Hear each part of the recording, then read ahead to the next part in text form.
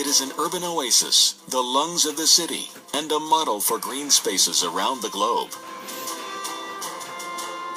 Opened in the winter of 1859, when residents first skated on its man-made lakes, Central Park has served as a playground, a theater, and a precious backyard to millions of New Yorkers and visitors alike.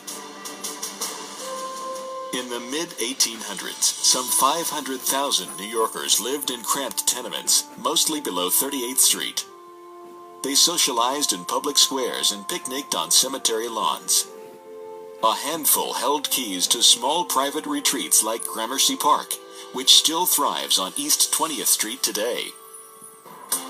A wealthy merchant, Robert Minturn, was among the first to lobby for an opulent green space that would outshine parks in London and Paris. New York's wealthy argued that a grand park would offer a venue for afternoon carriage rides, while providing the working class with an alternative to the saloon. Poet and Evening Post editor William Cullen Bryant also championed the need for a park.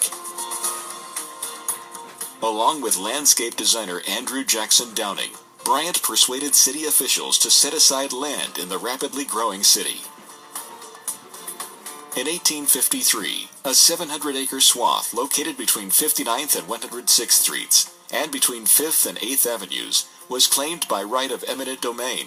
With its swamps and rocky terrain, the $5 million plot was considered undesirable for commercial development. Building Central Park would displace more than 1,500 residents, including those of Seneca Village, a unique multi-ethnic community of Irish pig farmers, German gardeners, and African-American landowners. The Greensward Plan was the winner of a public design competition held in 1857, submitted by landscape designer Frederick Law Olmsted and architect Calvert Vaux. The plan featured meadows, formal gardens, and woodsy trails designed to appeal to all social classes. With its sunken transverse roads and separate paths for pedestrians, horseback riders, and vehicles, the massive landscaping project employed some 20,000 laborers. Gunpowder was used to blast the terrain, and horses carted millions of loads in and out, including soil hauled in to plant trees. Despite its democratic design, Central Park catered to the upper crust in its early years. Group picnics were banned, concerts were held on Saturdays when most workers had only Sundays off, and schoolboys needed permission to play ball. As the century came to a close, park commissioners loosened the reins, the carousel was installed, bicyclists were permitted, and the zoo took up permanent residence. 20 years after the Greensward Plan was initiated, the park was mostly complete. In 1934, Robert Moses, the famous urban planner, added ball fields, handball courts, and the Woolman ice rink. The park suffered a period of neglect, but rebounded in the 1980s with the help of the newly formed Central Park Conservancy.